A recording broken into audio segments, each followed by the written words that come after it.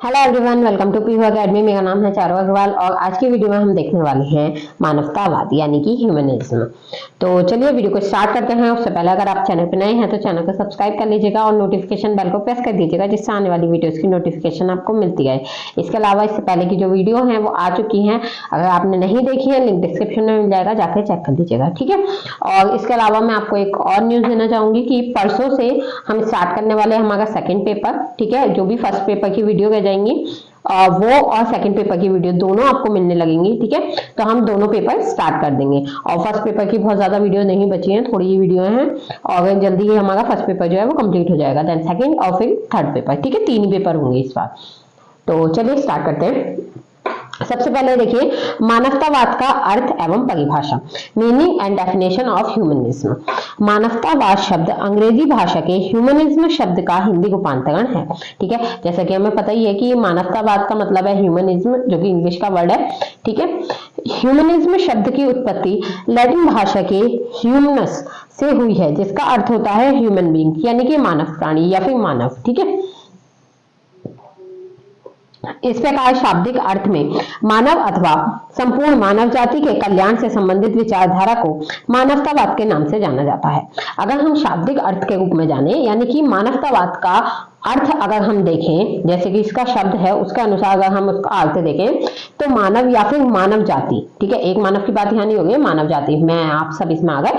मानव जाति के कल्याण से संबंधित जो भी विचारधारा है, जो भी सोच रखी जाती है, ठीक है, जिससे क्या हो कि मानव जाति का कल्याण हो सके, तो ऐसी विचारधारा को, ऐसी सोच को क्या कहा जाता है? मानवतावाद कहा जाता है, ठीक है। तो ऐसी विचारधारा से जुड़े जो भी लोग होते हैं वो मानवतावाद के अंतर्गत आते हैं, ठीक है। मानवतावाद की विचारधारा उनकी मानी जाती है। यह दर्शन पर आधारित वह विचारधारा है जिसके अंतर्गत मनुष्य को समस्त प्राणियों में सर्वोपरि माना जाता है। देखिए बहुत से प्राणी है, प्राणियों में आ गए सब कुछ, ठीक है। जैसे कि सारे जानवर आ गए, पक्षी आ गए, ठीक है। ये सब किस में आ गए? मैमल्स वगैरह सब जो भी चीजें हैं ये सब किस में आ गए?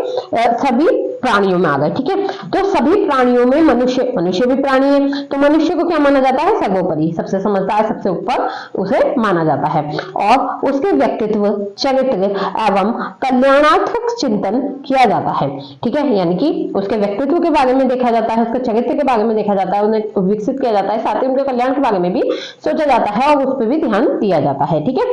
मानवतावादी विचारधारा में किसी भी प्रकार के वर्ग भेद को स्वीकार नहीं किया गया है, यानी कि मानवतावादी विचारधारा को जो भी लोग रखते हैं वो मनुष्यों के बीच किसी भी प्रकार का वर्ग भेद नहीं मानते हैं, ठीक है। उन्होंने किसी भी वर्ग में उसे विभाजित नहीं किया है, ठीक है। संपूर्ण मानव जाति को एक ही जैसा माना गया है। यह सभी के लिए समान रूप से कल्याणकारी चिंतन करने वाली दार्शनिक विचारधारा है, यानी कि सभी को समान मानकर, सभी मनुष्य जाति को समान मानकर ये क्या करती है? अपने विचार प्रस्तुत करती है और उस पर कार्य करती है, ठीक है। सबसे पहले देखिए शबीरा के जेदी के अनुसार क्या परिभाषा दी है? यह प्राकृतिक जगत में संपूर्ण मानवता की अत्यधिक भलाई हेतु संघर्ष सेवा का दर्शन है और प्रजातंत्र एवं विवेक की विधियों के अनुसार है। यानी कि प्राकृतिक जगत यानी कि हमारी जो पृथ्वी है, हमारी जो प्रकृति है, उसमें संपूर्ण मानवता की सबसे ज्यादा अत्यधिक भलाई हेतु, यानी कि मानव जाति जो है उसकी जितनी अधिक हो सके उतनी ज्यादा भलाई के लिए ये जो सेवा है, ठीक है, ये जो दर्शन है इस पे कार्य किया जाता है, यानी कि मानवतावाद जो दर्शन है इस पे कार्य किया जाता है और प्रजातंत्र एवं विवेक की विधियों के अनुसार है, यानी कि मानवतावाद जो है वो प्रजातंत्र और विवेक की विधियों के अनुसार ही तैयार किया जाता है।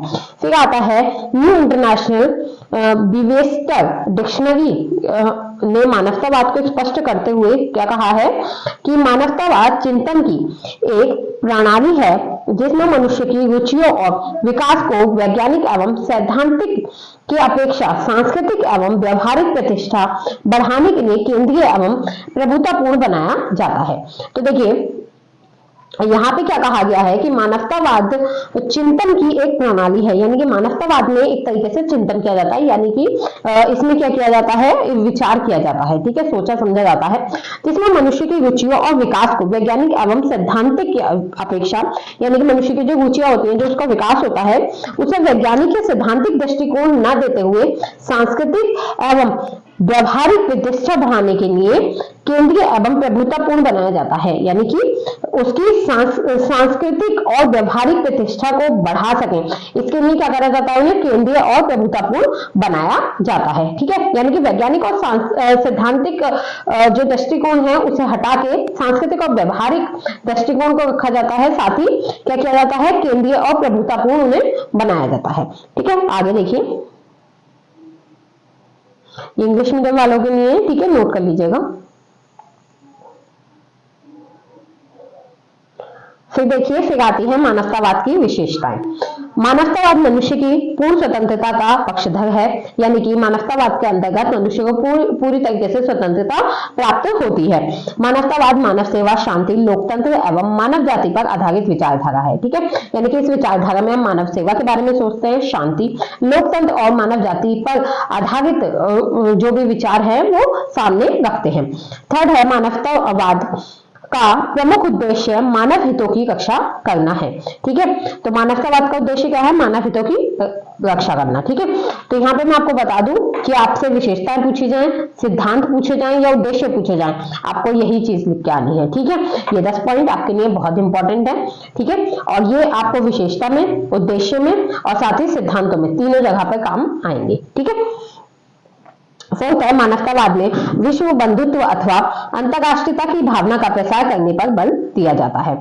नेक्स्ट, मानवतावाद में समस्त मानव जाति के समन्वित हित एवं कल्याण तथा विश्व शांति की स्थापना का भाव निहित है, यानी कि मानवतावाद में जो भी मानव जाति है, संपूर्ण मानव जाति से के समन्वित हित, यानी कि उनके मतलब ऐसे कार्यों की बात की जाती है जिसमें उनका हित, कल्याण तथा विश्व शांति की स्थापना हो सके। नेक्स्ट, मानवतावाद में हिंसा, पारस्परिक वैमनस्यता और युद्ध का प्रबल विरोध किया जाता है, यानी कि किसी से हिंसा करना, किसी के लिए बैर रखना, किसी का बुरा करना या फिर युद्ध करना, इस सब का विरोध किया जाता है। मानवतावाद ईश्वर के अस्तित्व में विश्वास नहीं करता है। ठीक है, ये चीज याद रखिएगा, क्योंकि अलग अलग विचारधारा है, कुछ विचारधारा ईश्वर के अस्तित्व को मानती है, कुछ नहीं मानती है। ठीक है, तो इस चीज को याद रखिएगा कि कौन से जो वाद है, कौन सी जो विचारधारा है वो ईश्वर के अस्तित्व को मानती है और कौन सी विचारधारा ईश्वर के अस्तित्व को नहीं मानती है। ठीक है, मानवतावाद में मानव मूल्यों को सर्वोपरि स्थान दिया जाता है। ठीक है, तो मानवतावाद में क्या है, मानव मूल्यों को सर्वोपरि स्थान दिया जाता है, सबसे उच्च स्थान दिया जाता है। मानव मूल्य कौन से, जैसे नैतिक मूल्य, नैतिक शिक्षा जो होती है, ठीक है, या ऐसे मूल्य मतलब मानव के हित को सबसे ऊपर रखा जाता है। मानवतावाद किसी भी प्रकार के भेदभाव में विश्वास नहीं करता। ठीक है, मानवतावाद में सभी मनुष्य समान है, सभी मानव एक समान है, कोई जाति भेद नहीं है, कोई वर्ग भेद नहीं है, कोई वर्ण भेद नहीं है, किसी तरीके का कोई भी भेद नहीं है, सभी मनुष्य में आप सब एक समान है। ठीक है, मानवतावाद इस संसार को किसी के द्वारा भी निर्मित नहीं मानता है। इस विचारधारा के अनुसार संसार का अस्तित्व तो स्वतः ही है, यानी कि मानवतावाद ये मानता है कि संसार को किसी ने नहीं बनाया है, संसार का जो अस्तित्व है, संसार जो बना है वो खुद से बना है, स्वतः बना है। ठीक है, उसमें किसी का कोई योगदान नहीं है। ठीक है, आगे देखिए, ये इंग्लिश मीडियम वालों के लिए पॉज करके आप कर सकते हैं। ठीक है, अब देखिए मानवतावाद एवं शिक्षा के उद्देश्य। तो मानवतावाद और शिक्षा जो संबंधित है, ठीक है, एक दूसरे पे किस तरीके से प्रभाव डालती है, ये चीज यहाँ पे हम देखेंगे। अगर आपसे सिर्फ मानवतावाद के उद्देश्य पूछे जाते हैं तो आप यहाँ पे क्या करेंगे, वो ऊपर वाले पॉइंट्स लिखाएंगे। ठीक है, और अगर आपसे पूछा जाता है मानवतावाद एवं शिक्षा के उद्देश्य, या फिर मानवतावाद ने शिक्षा को किस प्रकार प्रभावित किया है, शिक्षा ने मानवतावाद को किस तरह प्रभावित किया, तो वहां पर भी आप इनको इंक्लूड कर सकते हैं। ठीक है, सबसे पहले है बालक की योग्यताओं और क्षमताओं का विकास। मानवतावादियों के अनुसार शिक्षा की संपूर्ण प्रक्रिया इस प्रकार की होनी चाहिए जिससे बालक की समस्त योग्यताओं एवं क्षमताओं का विकास हो सके। यानी कि मानवतावाद को जो मानने वाले विचारक हैं, उनका कहना है कि शिक्षा की जो प्रक्रिया है वो इस तरह की होनी चाहिए जिससे कि बच्चे की योग्यता और क्षमताओं का विकास हो सके। यदि छात्रों के सीमित पक्षों के विकास पर ही ध्यान दिया जाएगा तो उसके समग्र व्यक्तित्व का विकास संभव नहीं हो पाएगा। यानी कि अगर हम बच्चे के कुछ सीमित पक्षों पर ही ध्यान देंगे, उनका ही विकास करेंगे, तो क्या है, पूरे व्यक्तित्व का उनके विकास नहीं हो पाएगा, यानी कि बच्चे का पूरा व्यक्तित्व तैयार नहीं हो पाएगा। जाएगा। नेक्स्ट है संतुलित व्यक्तित्व का विकास। इस विचारधारा के अनुसार छात्रों के संतुलित व्यक्तित्व का विकास करना अत्यंत आवश्यक है। इसका आशय है कि विद्यार्थी इस प्रकार के हों जिनका मानसिक एवं शारीरिक स्वास्थ्य संतोषजनक हो, यानी कि ऐसा विद्यार्थी हो, ऐसा बच्चा हो जिसकी मानसिक और शारीरिक स्थिति जो हो वो स्वस्थ हो, जिसमें लोकतांत्रिक नागरिक के समस्त गुण विद्यमान हो, यानी कि वो एक तरीके से पूरी तरीके से लोकतांत्रिक नागरिक हो, यानी कि किसी भी तरीके का बुरा कार्य उसने ना किया हो, कानूनी रूप से किसी भी तरीके का जुर्म उसने ना किया हो, जो परिश्रमी और लगनशील हो और साहित्य एवं कलाओं में आवश्यकता अनुसार रुचि ले सके, मेहनती हो, कोई भी काम करते हुए लगन से कोई भी कार्य करे, ठीक है, उसे टाले ना, और साथ ही साहित्य और जो भी कलाएं होती हैं उनमें आवश्यकता जितना रुचि ले। ठीक है, आगे देखिए, आगे है आत्मबोध की क्षमता का विकास। मानवतावादी विचारधारा एक शैक्षिक उद्देश्य यह भी है कि विद्यार्थियों में आत्मबोध की क्षमता का विकास किया जाए। तो मानवतावादी विचारधारा जो है उसका एक उद्देश्य शैक्षिक उद्देश्य, यानी कि उसकी शिक्षा देने का उद्देश्य यह भी है कि विद्यार्थियों में आत्मबोध की क्षमता का विकास किया जा सके, जिससे वह स्वयं की शक्तियों एवं क्षमताओं आदि की समुचित रूप से पहचान कर सके, कि उनके खुद के अंदर क्या शक्तियां हैं, क्या क्षमताएं वो रखते हैं, उसके वो पहचान कर सके। ऐसा होने से वह स्वयं में निहित असीम संभावनाओं की जानकारी प्राप्त कर सकेंगे, उनका सदुपयोग कर सकेंगे और समाज को भी अपने विचारों एवं कार्यों से लाभान्वित कर सकेंगे। ठीक है, तो जैसे ही उन्हें अपने अंदर की शक्तियों का, अपनी क्षमताओं का पता चलेगा, उसका क्या करेंगे, वो सदुपयोग कर पाएंगे और साथ ही क्या है, अपने विचारों से समाज को लाभान्वित कर पाएंगे, अपने कार्यों से, अपने विचारों से समाज को भी लाभ प्रदान कर पाएंगे। नेक्स्ट है बालकों में विभिन्न आदर्श मूल्यों का विकास। मानवतावाद के अनुसार शिक्षा की प्रक्रिया के माध्यम से बालकों में विभिन्न प्रकार के उन आदर्श मूल्यों का विकास भी किया जाना चाहिए जिनके आधार पर अपनी स्वार्थपूर्ण प्रवृत्तियों का परित्याग करके समाज के हित के लिए अपना योगदान दे सके।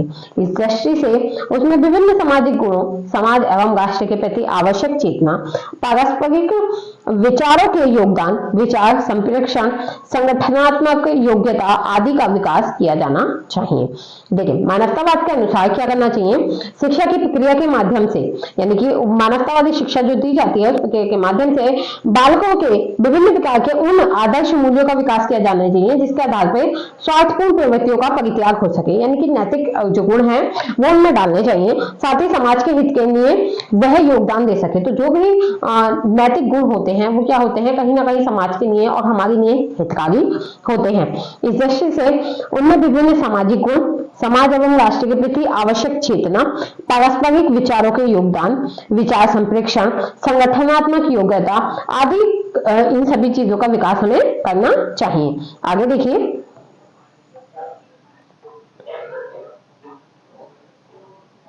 नेक्स्ट है बालकों की मानसिक योग्यताओं का विकास। मानवतावादी मानव को एक विचारशील प्राणी मानते हैं। तो मानवतावादी विचारधारक जो हैं वो क्या करते हैं, मानव को एक विचारशील प्राणी मानते हैं, यानी कि जो विचार कर सकता है। उनके अनुसार छात्रों का मानसिक विकास करना शिक्षा का एक प्रमुख उद्देश्य होना चाहिए, यानी कि प्रत्येक छात्र का मानसिक विकास होना ही चाहिए। मानसिक विकास के अंतर्गत छात्रों में इस प्रकार की योग्यता का विकास किया जाना चाहिए जिससे वे सत्य असत्य, अच्छाई बुराई और उपयुक्त अनुपयुक्त के बीच सही रूप से भेद कर सकें, यानी कि वो सही गलत की समझ रख सकें। वे मानसिक रूप से इतने पराश्रित ना बने कि उन्हें किसी भी बात का आंख मूंद कर पालन करने हेतु विवश होना पड़े, यानी कि उनका किसी भी रूप में दिमाग इस तरीके से नहीं होना चाहिए, इस तरह आश्रित नहीं होना चाहिए किसी पर भी कि वो किसी की भी सही या गलत बात आंख मूंद कर मानने लग जाएं। साथ ही उनमें विचार शक्ति, चिंतन एवं मनन शक्ति, निर्णय लेने की योग्यता आदि का भी विकास होना चाहिए, यानी कि प्रत्येक छात्र ऐसा होना चाहिए जो कि विचार कर सके, चिंतन कर सके और सोच सके, साथ ही निर्णय लेने की योग्यता उसमें जरूर होनी चाहिए। ठीक है, आगे देखिए, नेक्स्ट और लास्ट है मानवीय समस्याओं के प्रति संवेदनशीलता का विकास। मानवतावाद का प्रमुख आधार मानव ही है। इस विचारधारा का संबंध विशेष रूप से मानव के विकास एवं उसके कल्याण से है। इस दृष्टि से मानवतावादी विचारक शिक्षा का एक उद्देश्य यह भी निर्धारित करते हैं कि छात्रों में मानवीय समस्याओं के प्रति संवेदनशीलता का विकास किया जाए। यानी कि जो मानवतावाद है उसका आधार क्या है? मानव को मेन रखा है, मानव को केंद्र में रखा है, तभी मानवतावाद विचारधारा जो है वो चलती आ रही है। ठीक है, तो मानव के विकास और कल्याण से संबंधित ये विचारधारा है। ठीक है, इसका संबंध किससे है? मानव के विकास और कल्याण से। तो मानवतावादी विचारक जो है वो शिक्षा का एक उद्देश्य मानते हैं। क्या उद्देश्य मानते हैं? कि छात्रों में मानवीय समस्याओं के प्रति संवेदनशीलता का विकास होना चाहिए। यानी कि उन्हें पता होना चाहिए कि मानव से जुड़ी कौन कौन सी समस्याएं हैं, उन्हें किस तरीके से सुलझाया जा सकता है। वे शिक्षा के द्वारा इस प्रकार के शिक्षार्थी को तैयार करना चाहते हैं जो मानव समाज की समस्याओं के प्रति संवेदनशील हो, उन समस्याओं को अच्छी प्रकार से समझ सके, उनके संदर्भ में आवश्यक और उपयुक्त चिंतन कर सके और उसके निवारण हेतु प्रयत्नशील हो सके। वही बात कि वो यह चाहते हैं कि जो भी मानव है वो इस तरीके से तैयार हो कि मानव समाज में जो भी समस्याएं आती हैं वो उन्हें अच्छे से समझ सके, उनके बारे में सोच सके, चिंतन कर सके और उनका निवारण ढूंढ सके। ठीक है, आगे देखिए इंग्लिश मीडियम वालों के लिए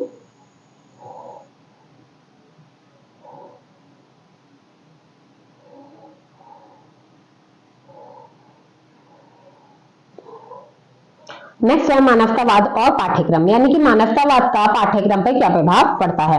मानवतावाद एक ऐसा दर्शन है जो मानव की क्षमता, कार्य, नैतिकता और व्यक्तिगत स्वतंत्रता पर जोर देता है।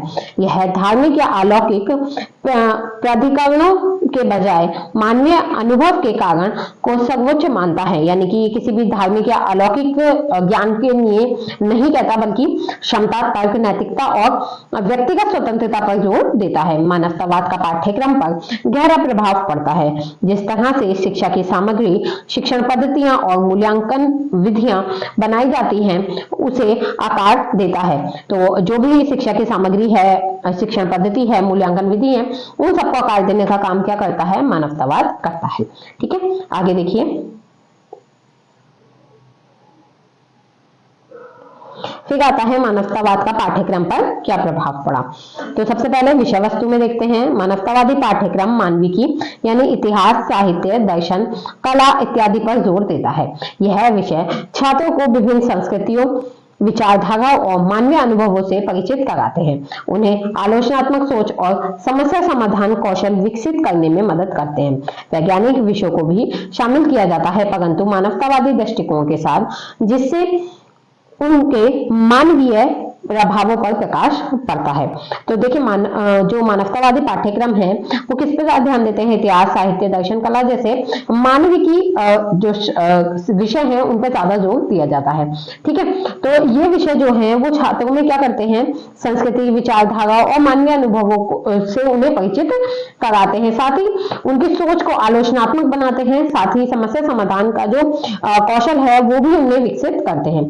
ठीक है, वैज्ञानिक विषय को भी इसमें शामिल किया जाता है, लेकिन मानवतावादी दृष्टिकोण के साथ। यानी कि वैज्ञानिक विषय तो होते हैं लेकिन मानवतावादी दृष्टिकोण को ध्यान में रखते हुए ही इसमें वैज्ञानिक विषयों को शामिल किया जाता है, जिससे उनके मानवीय प्रभावों पर प्रकाश पड़ता है। ठीक है, जिससे कि उनके मानवीय प्रभाव जो है उन पर प्रकाश पड़ सके। फिर आता है शिक्षण पद्धतियां। मानवतावादी शिक्षण पद्धतियां छात्र केंद्रित होती हैं। यानी कि जो भी शिक्षण उन्हें करवाया जाता है मानवतावादी विचारधारा के अंतर्गत वो कैसा होता है? छात्र केंद्रित होता है।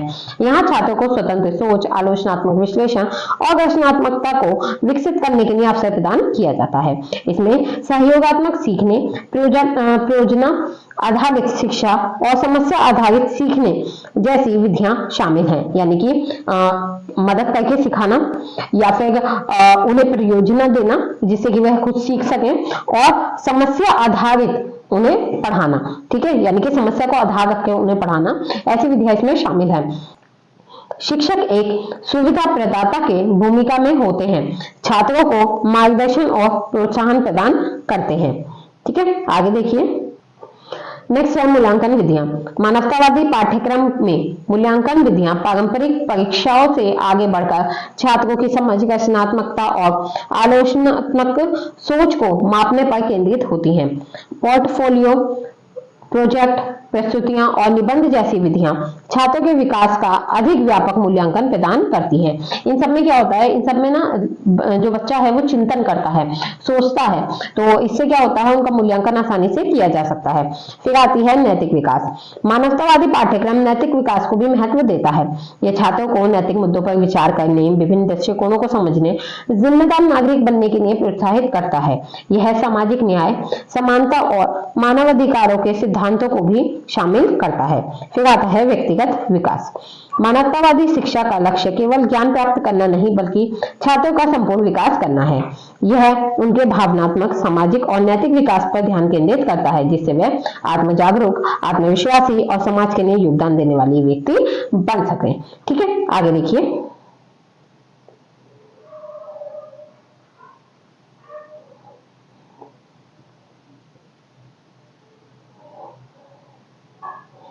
देखिए, फिर आता है निष्कर्ष। मानवतावाद पाठ्यक्रम के निर्माण और कार्यान्वयन को गहराई से प्रभावित करता है। यानी कि मानवतावाद से क्या होता है, पाठ्यक्रम का निर्माण है और उसका जो कार्य है उसे गहराई से प्रभावित किया जाता है। यह एक ऐसा ढांचा प्रदान करता है जो छात्रों को आलोचनात्मक सोच, रचनात्मकता और नैतिक विकास को बढ़ावा देता है। यानी कि मानवतावाद से एक ऐसा ढांचा तैयार होता है जिसमें छात्र आलोचनात्मक सोच, रचनात्मकता और नैतिक विकास की ओर ध्यान केंद्रित करते हैं। हालांकि कुछ चुनौतियां भी हैं जिनका समाधान करने के लिए रचनात्मक और समग्र दृष्टिकोण की आवश्यकता होती है। एक संतुलित पाठ्यक्रम को मानवतावादी मूल्यों के साथ वैज्ञानिक और तकनीकी ज्ञान को जोड़ा गया है, एक अधिक समग्र और प्रभावी शिक्षा प्रदान कर सकता है। यानी कि मानवतावाद क्या है, एक समग्र और प्रभावी शिक्षा को प्रदान कर सकता है। ठीक है, आगे देखिए।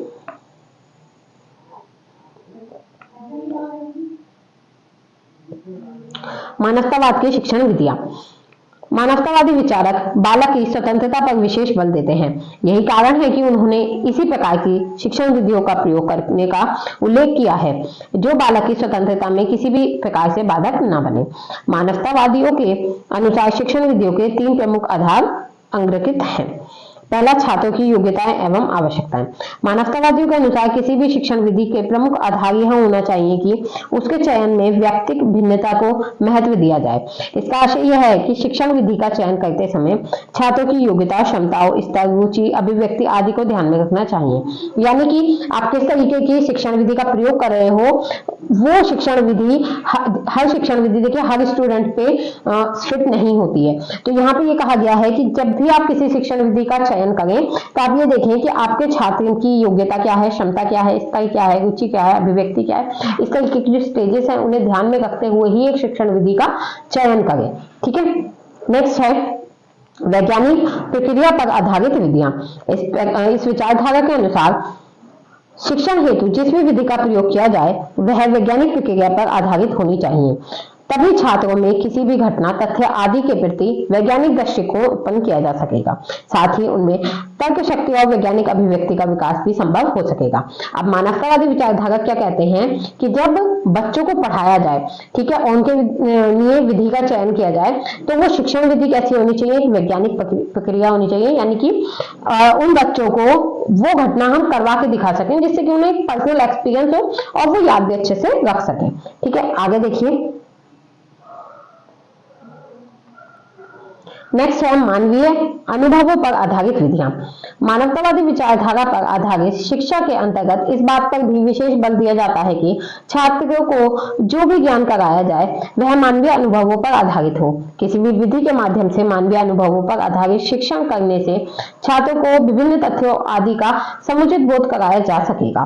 ठीक है, यानी कि जो भी हम शिक्षण विधि चुने वो एक ऐसी शिक्षण विधि हो जिससे क्या है कि मानवीय अनुभव उन्हें प्राप्त हो सके। यानी कि आपने एक एक्सपेरिमेंट किया होगा, आपको एक अनुभव प्राप्त हुआ, ठीक है, जिससे क्या होगा कि आप उस अनुभव को अच्छे से याद रख पाएंगे और ये आगे जाके आपकी मदद भी करेगा। ठीक है, आगे देखिए इंग्लिश मीडियम वालों के लिए। ठीक है, और यहाँ पे आपकी वीडियो कंप्लीट होती है। आई होप वीडियो आपको पसंद आई होगी। वीडियो अच्छी लगी हो तो वीडियो को लाइक कीजिएगा, शेयर कीजिएगा दोस्तों के साथ और चैनल को सब्सक्राइब करना ना भूलें। साथ ही अगर आपने अभी तक टेलीग्राम चैनल ज्वाइन नहीं किया है तो टेलीग्राम चैनल को ज्वाइन कर लीजिएगा, लिंक आपको डिस्क्रिप्शन में मिल जाएगा। ठीक है, और अगर आपको कुछ भी पूछना है, ठीक है, या प्रीवियस ईयर पेपर चाहिए तो वो भी टेलीग्राम पे अपलोड है, वहां से आप जाके डाउनलोड कर सकते हैं फाइल से। ठीक है, तो मिलते हैं नेक्स्ट वीडियो में नेक्स्ट टॉपिक के संग। तब तक के लिए बाय, थैंक्स फॉर वॉचिंग।